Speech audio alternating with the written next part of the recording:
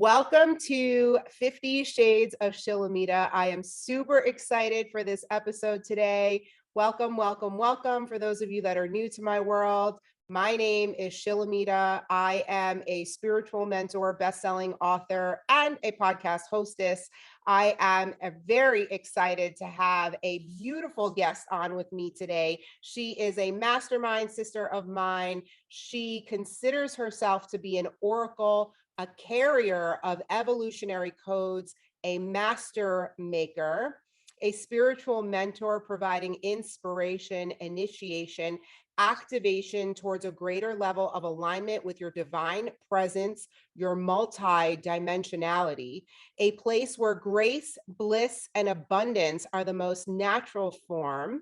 She supports those who are here to be pillars of light in the world, those who were born with an energetic constitution of high intuition, sensitivity, empathy, and psychic abilities, and feels that they are great leaders of the future. I am super excited to introduce to you Homaya. For those of you that are listening, I hope that you go search her online because she is one of the most beautiful beings I have ever seen. She is so ethereal and gives me so much hope for my future years with the silver compliments in her hair. So welcome to the show, Homaya. Thank you for being here with me today. Wow, Sharmila, thank you so much. Even just being in a receptive, hearing this reflection, which I know who I am, but hearing it through your voice, reflecting back to me, such a beautiful experience in like 2 minutes. Almost zero thing happened and it's already so alive. Thank you so much. I just love who you are. I cannot wait to break down who Homaya is, because I'm sure that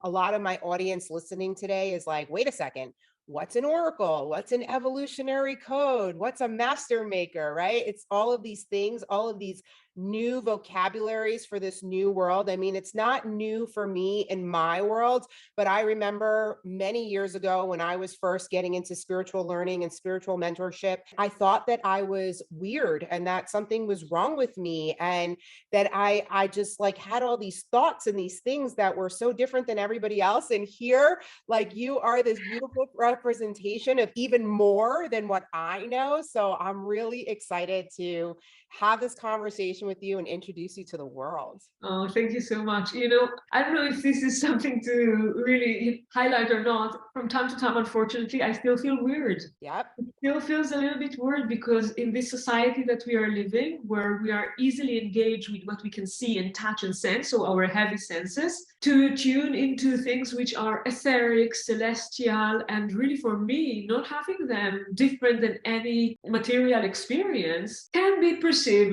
still very weird. And of course, it was very weird when I started, but I've learned to live with it. And I actually know that, for some people, it would just keep on being weird as long as I am completely aligned with it. And I feel that I am liberating so many people who speaks about it, like privately or just with themselves, or just the memory of what happened when they were 5 years old or 15 years old. There's no way to live on the planet without having a spiritual experience. It's like there's either tiny or large, it will happen. I totally agree. And I love that we have the opportunity to do things like this, to have podcasts, to have shows, to have different avenues for people who are quote unquote weird like us can find us, and to know and understand that there's nothing wrong with you, that we all came here to be very different beings. We all connect in a very different way, and we all have these openings of knowledge. And like you said, the spiritual experience, whether it's very small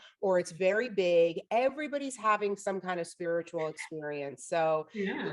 in my work, I like to help people awaken. I like to shake up the ethers and really disrupt the patterns to help people understand, like, we're not just here to work 9 to 5 for somebody else, to be miserable, to go drink at the bar on Friday night, and to vacation once a year, right? We're here to live these massively extraordinary lives. And so why don't we start with oracle? What is an oracle? Maybe I should say a new age oracle or contemporary oracle. I like that. Yeah, because I believe that what a shaman or an oracle or a seer was 20 years ago, 100 years ago, when this vocabulary started, a priestess and so on, when this vocabulary was used, is different from what it is now. So I name myself as an oracle because of the evolutionary codes. Because one of the things that, if not the major thing that I am dealing with, is being in the front line between the common world, the material plan world, and that which is unseen, that which is beyond. And I feel that during my entire life, from childhood, I was there, on this front line, on this gate, looking to this world and to this world. So an oracle is the one who's able to see beyond the sin and trace some future possibilities. Each of us can easily look at what happened behind us, right, in past life. We're telling ourselves more confident stories. That was in the past, so I know that and that and that. Although what your mind remember is, like information that it chooses to keep inside. It's not really what happened. So it's easy to say, oh, I know what happened in the past. And it's more complicated, of course, because there's uncountable possibilities of what will happen in the future. The idea in foreseeing, the idea in tuning into what does not exist is having a way to look, like you have like a hole of a needle. And, when you are looking, where you were a child and looking at a room from the keyhole, right? When we were a child, we were having really a keyhole that you could look through. And although it is a tiny, tiny, tiny little room, little hole, you could see the room. True. This is an oracle. It's one that can look through a tiny little hole in this 3D world into a large perspective of to manifest, we can say, possibilities. And of course, as this is, I would say, spiritual initiation, or whether you receive this initiation from a master or you received it from your soul contract by being birthed on this planet, it's all happening for the highest good of all and in alignment. So it's not me trying to figure out what's happening to this person and what is possible there. It is more being able to sense a certain motion that already exists for a person or for a group of people or for the culture or for the planet, and say, okay, I see this notion, I see this motion, and this is going into that and that possibilities. Of course, everything can happen, but hey, look at that and look at that. And I may add, most of the common people will say, oh, so this is what is about to happen. But it's not, hey, look at that and that because this is what is about to happen. But rather, look at that option and look at that option, because in the presence of those options, you might realign yourself. You might choose differently. I love You that. might consider different things. Maybe you open your heart more. Maybe you move yourself into action. This is going to help a lot of people, this conversation, because back then I thought I was doing it for escape, but now that I just had an aha moment where I was seeking connection. 100% I was seeking connection because I couldn't find my place. My parents were not religious. We were Jewish by birth, and they were, I call them breakaway Jews, right? Because my grandparents lived through the Holocaust. So by the time my parents came to the United States, they wanted nothing to do with the religious aspect. Oof, I have a full body shivery. And I had a lot of friends who went to church, who were Catholic, who were Christian. So I started going to church with them because I was looking for something, right? I wanted something, some kind of connection. I didn't know that I could talk to God. I didn't know I could talk to spirit. I thought I had to be in some kind of religion in order to do that. So, I mean, I think this is such a beautiful conversation, because now I do see people using mushrooms as plant medicine, people using ketamine as a medicine, right? Like the drugs, quote unquote, that I used to use, what I thought I was doing as an escape. Now, if you're doing it with the right person in the right situation in the right facility, so maybe there's people who are going to be listening to this right now who might be overindulging in these things, thinking that they're looking for an escape, but really They're looking for a connection, and I love that. They're definitely, I do believe that they are looking for a connection. I truly believe in that. I feel that probably either there is an insight, like there's something intuitive that they connect and they feel and they recognize that here they can find an answer, or there are an awakened memory from past life experience where they were not abusing, but rather using. And this is a whole different thing, like it's Right. a whole different game. If you are using and there's intention and there's a prayer and there's there's a space holding and there's a ceremony, there's so many things, so indeed you can elevate through that. So we are programmed physically, mentally, emotionally, and spiritually. We're programmed in some level, and in some level we're not, right? So our programs showed up in our emotional behavior, in emotional patterns, in behavioral patterns, in mental patterns. All of those are codes. It's like a script. You were probably reading the Bible, whether the Old Testimonies or the New Testimony or both in your life. So especially for the Old Testimonies, all codes. It's all codes. You're reading the Bible. You're not, well, of course there is a story, but you're actually, while you're reading the story, there is a projection of codes that supports you to shift. Why the Holy Scripts are so powerful? Because they are like yantras, they are like projections of Holy Scripts, of scripts that work with your perception of yourself and life and play with it. Why would as my architecture experience, I can tell you, why would the temples and the monasteries and the orders were so well designed on places of power and so on? Because this is how they were influencing the biological human experience. So we're full of codes. Some of the codes are unaware, they are repetition. Some of the codes are windows that opened up and there's new code coming in, or this is what I feel that I have done most of my life as a healer. I needed to understand what is the operational system, what is the storytelling, the narrative that the mind obey and therefore influence the experience that the person is seeing, and then go into that place and rewrite the code or erase the code or liberate the code. This is something, a story that a person is saying to himself. You and I, we were exchanging stories here. The people who are listening to us now, they have stories that they tell to themselves. Oh, a man is something like that. A woman is something like that. Being born to that family is saying that and that. Those are all codes. And as you want to shift and change, you want to look at the codes that you have inside and say, like a computer, this code creates a certain reality that I am not interested in anymore. I'm not interested projecting a reality that doesn't match my heart desires. Why should I keep on projecting those codes? I gotta shift the codes. I gotta shift this belief system. I gotta shift this irrational thought. So I also wrote The Awakened Healer, which is most of the healers are functioning from a place of a wound. I am wounded.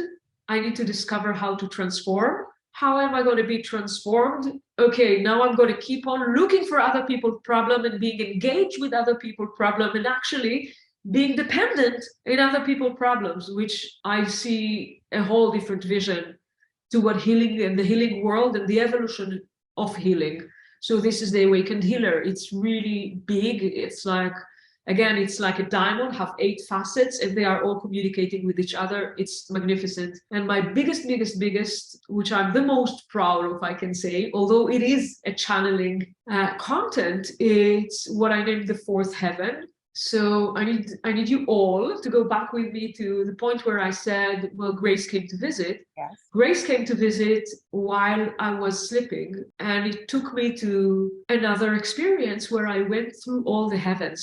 Yeah. So 20 years forward, we moved 20 years after this awakening. And I started looking, when I started seeing my clients, I started seeing that the chakra system, as I've learned it to be and as I used to see it, is not being perceived anymore as it is. And I started really puzzling about that. And I started asking my spirit guides and God and Grace questions about it. Like, what is it? And then I've discovered that there is something which I came to name as a universal chakra. So the chakra system is about how we communicate and how we function in the 3D world, right? First chakra, survival, how we eat, how we move, the body. Second chakra, relationship, sex, money, abundance, procreative, creative, etc. Solar, our clarity, our digestive, and so on. Heart, our heart chakra, how we open, how we are connected. Expression, I believe most of the people who are listening to you regularly know that, right?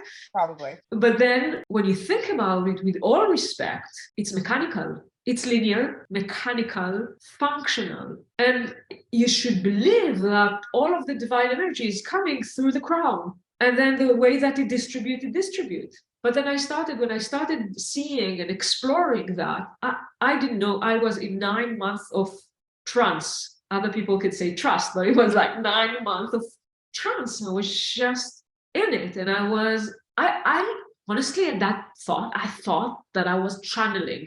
But I really heard a thing in my ears.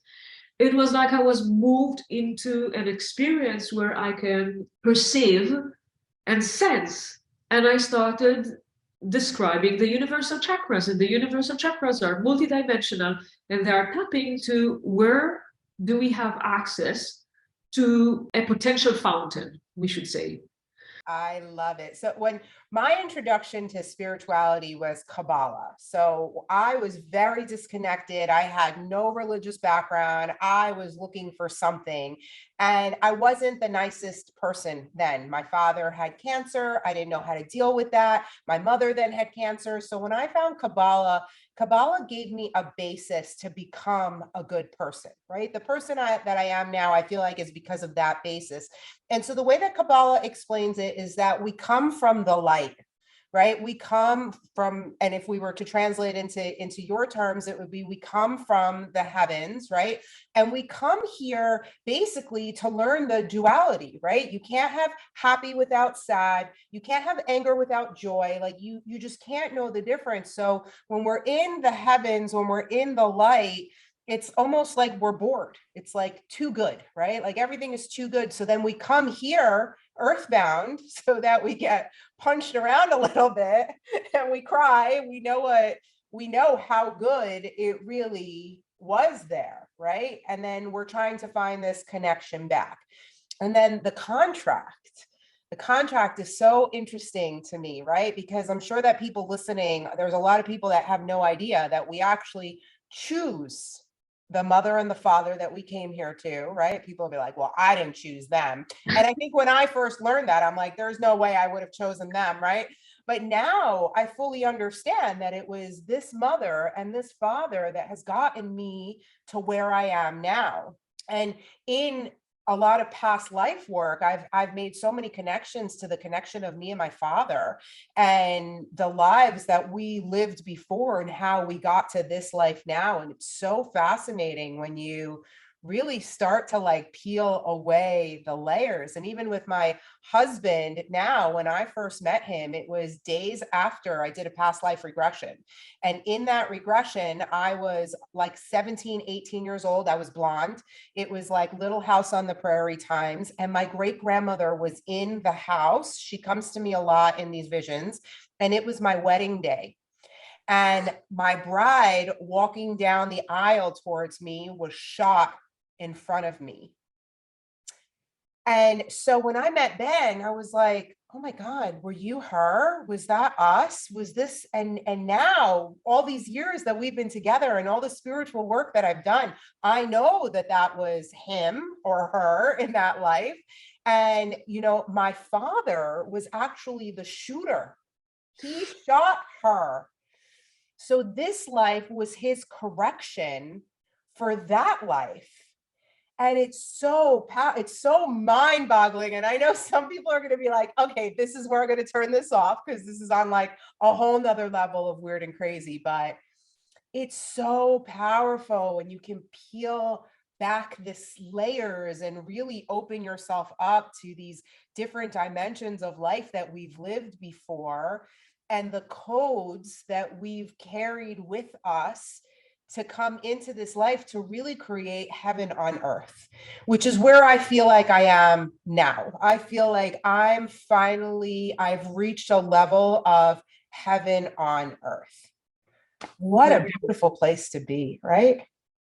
Beautiful, And to beautiful. be able to attract other humans that are like me, to have these kinds of conversations, to not think like, Yes. oh my God, I'm crazy. Like I remember in college, like I used to smoke pot with other people and then be like, oh, well, what if the Bible was written by a whole bunch of people that were on acid? And they just looked at me and they're like, you're nuts. And I'm like, no, but what if we've lived this life before? And they're like, okay, we're not inviting her out this time, but there was truths in everything that I was saying. Exactly. This is I really like us to highlight the word truth, because for most of the people, truth is something mental, is something which is can be proven. And I feel that, okay, that is legit. You can prove some things to be the truth, but at the same time I do put a question mark, because the source almost of everything on this world that is being influenced dramatically from the sun is a source we cannot even examine. So what are the proof that you're going to give me? Like, the proof is that scientifically we already know that we are looking at things that actually exist upside down, and I am brainwashed to believe that the floor is here, but the proof of the truth is that the floor is actually here, and I'm looking at everything physically, biologically upside down. And I take truth to be, truth is an experimental experience, an experimental movement that you are feeling, that you're becoming alive in it.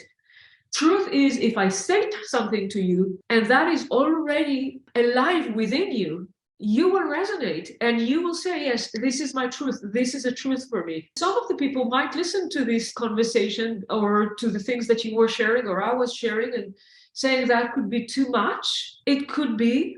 And it could be that that would be seeds of truth and seeds of light within them, which one day, one thing and another thing and another thing, if spirit guides made them sit and listen, or better we say it like that, if spirit guide made you sit and listen and you're still listening, there's something for you. And the humbleness of this life is to be able to be receptive. Whatever we are seeking for, whether it would be a partner or an income or a certain level of knowledge or whatever we're seeking for, is already here. It's our level of receptivity. And our truth is different for everybody, right? Just because society doesn't think that it's true doesn't mean that it's not truth. And that is, I hope, what people really get out of this conversation, is that whether you think we're weird or not, whether you think that this is the best conversation you've ever heard, we all have our own truths. We all have our own paths. We all have our own,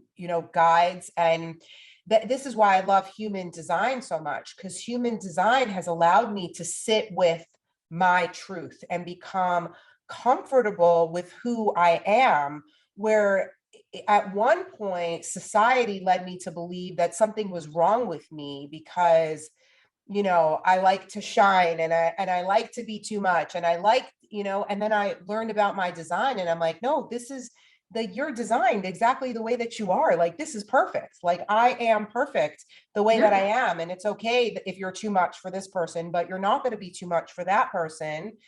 And it's just such a beautiful thing to just be, right? To just be me, to be you, to allow for ourselves to sit with the uncomfortable of, not everybody is going to understand this conversation. Not everybody's going to like this conversation, but we could sit here for hours and enjoy this conversation, right? Yeah, definitely. And I actually believe that those who are listening are in this conversation. They are speaking with us now. This conversation is for us and for them, definitely. I do believe we are all, going back into this life experience. We are all living in a channeled universe. Even if not even if, whatever is written in the Bible, one day someone wrote it. Whatever, right? So there is a channeled experience. The house that you're living was channeled by an architect, and the house that you're driving in is channeled by the car, excuse me, that you're driving is channeled by someone who designed those cars. And whatever you dream, it's all a channeled experience. We are all living in a channeled, mutual channeled experience. So, you know, you choose how much you want to tell yourself the truth about that and how much you're ready to explore that and be an active part of it. Yeah. Homaya, you mentioned that when you work with clients, what does it look like to work with you? If someone listening here is like, I need to be in this woman's presence, how can people reach out to you? What does a session look like with you? Tell us. Well, so the best way to reach out, you know, Homaya is Homaya, and there's no many people like that. Like, this is so blessed I am. So it would be very easy to find me on Instagram. It's just by my name, Homaya, and this is it. The way that I work is really shifting with the time as I am evolving, and my ability to work with people is changing. And, you know, I don't need the same that I needed before, and so on. So the format is different from time to time, but the idea is that I am there to listen to the depth, the immortality nature that a person is carrying. I am there to listen to those very fundamental essence codes that this person is carrying, see wider and far for him or her or they, to see, you know, what is this soul contract? What is this energetic constitution? Why things are working? Why things are not working? What can be shifted? And then we are shifting it. And there's a lot of revelations and a lot of freedom. This is my, you know, if I would look at the end of the day, what I give the people that are working with me, or I don't know if I give, but the people who are working with me are giving themselves, is the freedom, and the freedom to be who they are. And this is why I also say I'm a master maker, because I have this ability really to sharpen, to create a diamond out of people. Like, I really make them solid and grounded in their truth, in their beauty, in their faith, in what they believe in. I take the gold out. I have this, I don't know how, I honestly, I don't know how I do it, but this is definitely in common of most of the people who work with me. Either they took classes with me or work one-on-one or in program and so on. I just bring it out. It's like they start to have a whole different life experience because they are more present. They are even, I would even say, demanding of themselves and life to be golden. And then the reflection starts to come. I love that. I also love that so much. You nailed it on the head when you said freedom, because that is my core value, is freedom. And the ultimate freedom was just falling in love with myself, right? As I am, with all of my imperfections, with all of my weirdness, and becoming comfortable with the uncomfortable. And that has created the ultimate freedom. There was a time where I thought it was, oh, well, if I had this much money, I would be free. If I had this house, I would be free. If I had this thing, I would be free. But none of that creates freedom. That just creates stuff. Freedom is when you are comfortable with who you are and who you came here to be. And I love that you help people tap into that. That's magic right there. No, this was so good. We didn't even touch on like all the other things. We're going to have to do this again. With pleasure. My guest again. Okay. For those of you listening, thank you so much for tuning in to 50 Shades of Shilamida. If you love this show, please rate us on your favorite podcast station. If you're watching on YouTube, leave a comment for us. Come find us on social media. You can find me by spelling my first name, Shilamida. I was also blessed like Homaya. We are the one name wonders. Shilamida. You can check out my website, shilamida.com. Find me on Instagram, Facebook, Pinterest, and YouTube. I love you guys so much. Thank you for tuning in, and we will see you again soon. Bye.